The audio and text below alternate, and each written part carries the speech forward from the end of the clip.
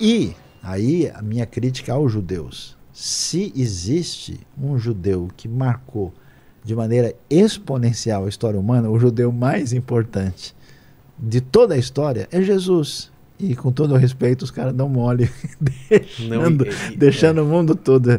E olha, eu tenho visto hoje, em Israel, hoje existe um grupo enorme de acadêmicos que estudam sobre Jesus. Até é interessante a gente pensar lá naquele famoso professor da Universidade Hebraica de Jerusalém, lá, o Davi, como é que é o sobrenome dele agora? Me escapa. Que escreveu o Jesus no judaísmo lá. Flusser.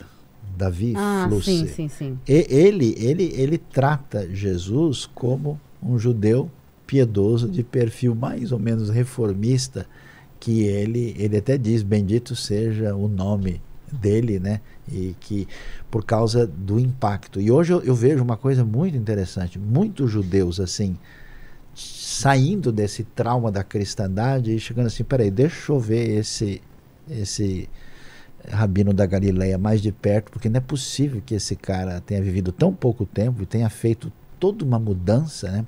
Tudo aquilo que a tradição judaica sempre teve em mente, que é abençoar os povos com os princípios que tem a ver com a Torá e com Tanar, com a palavra divina, quem conseguiu passar para todo mundo mais foi o movimento de Jesus, especialmente pelo Rav Shaul, mais conhecido como apóstolo Paulo. Então aí é uma coisa interessante, e na minha opinião existem valores que a gente não percebe, que são fundamentais na sociedade e que são compartilhados por judeus e cristãos, e eles fazem muita diferença. Israel é a maior bênção que tem na história humana, e a fé cristã herda daí. Então eu acho que a gente, discutindo teologia e soteriologia e outros elementos à parte, a gente tem uma importância na história humana muito significativa, e nesse sentido eu ponho a inimizade de lado e eu acho que a gente tem parceria nessa parada. E aí, Aline?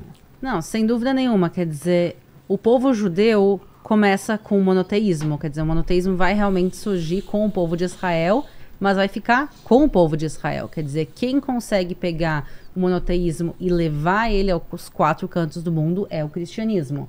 Então, na realidade, isso vai ser... Nunca foi, desculpa te interromper, Aline, nunca foi objetivo do judaísmo expandir essa ideia do monoteísmo para todo mundo? Não, o judaísmo não é e nunca foi uma religião proselitista. Entendi. Quer dizer, para o judaísmo, Deus criou 70 povos. Quer dizer, Deus criou vários povos. Cada povo tem seus direitos e deveres, tem sua missão no mundo. Se Deus quisesse que todo mundo fosse do povo de Israel, ele faria assim.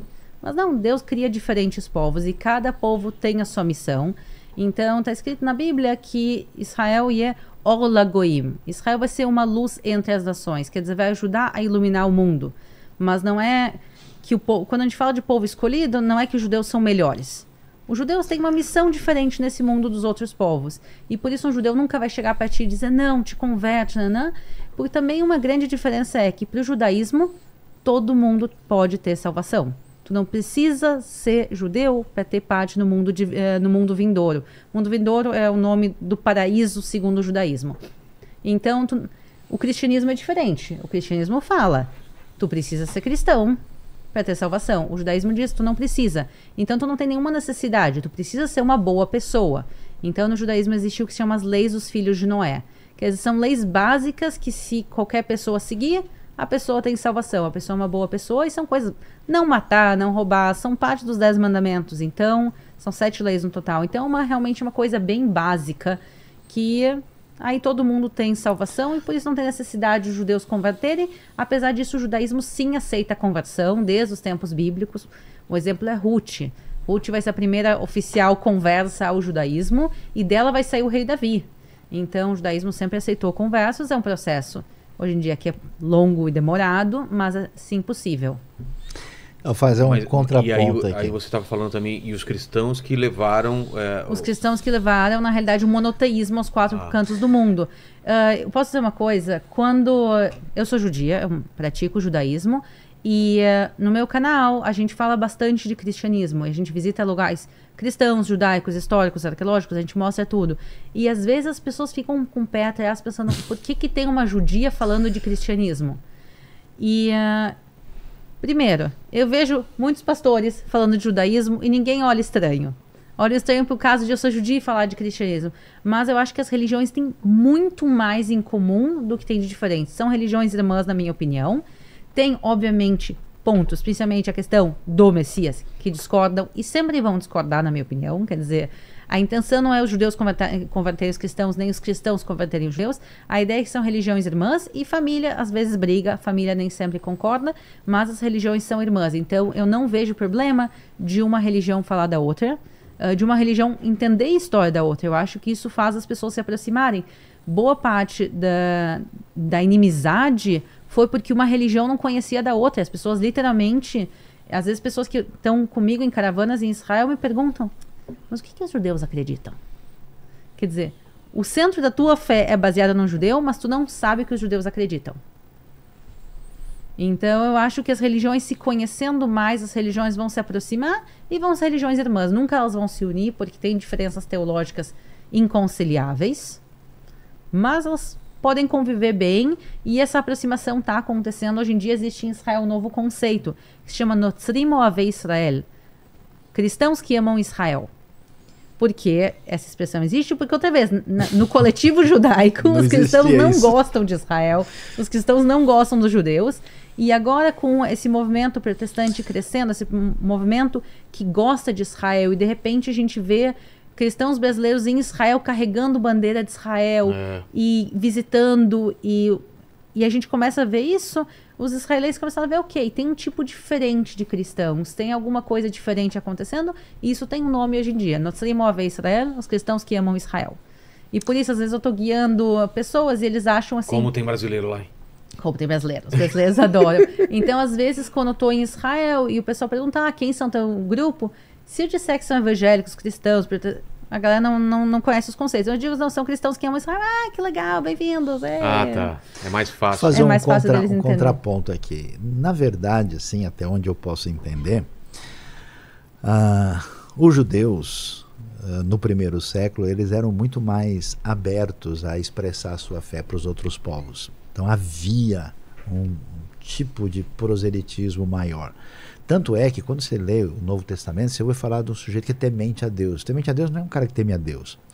É um indivíduo que percebeu um diferencial extraordinário no judaísmo do ponto de vista ético, social e de espiritualidade e comparou com o paganismo e falou assim, esses caras são interessantes.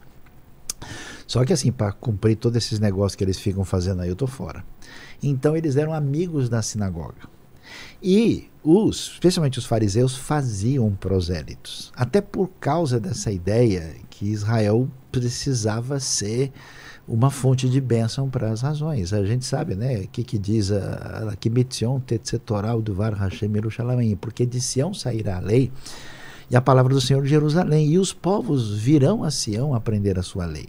Então, assim, os judeus, querendo ou não querendo, com excesso de particularismo ou não, esse elemento está presente na tradição. A minha impressão é que o trauma com a cristandade botou o pessoal para ser mais fechado. E a questão é a seguinte, olha, o que eu vou falar lá agora, que esse pessoal já está meio caminho andado e entrou por uma vertente um pouco diferente da gente.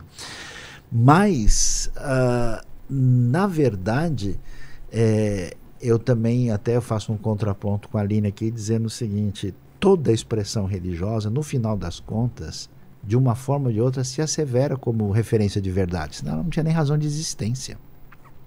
Nenhum judeu vai achar que o seu Messias vai ser da Mongólia ou da Tailândia. Nenhum cristão vai abrir mão dessas referências. Então, essa ideia de que nós temos uma convicção que é inabalável, que não se negocia, existe no secularismo. Claro. Eu acho até engraçado o pessoal que é ateísta e secular e supostamente é tolerante, briga e luta o tempo todo, é militante contra uma coisa que não existe. Chega a ser um negócio bizarro. Se ele não acredita em Deus, acha que não existe. Ele deveria ter uma reação zero. Falou assim, olha, eu não acredito no queijo do gnomo de Marte. Ok, não existe, isso é uma loucura, né?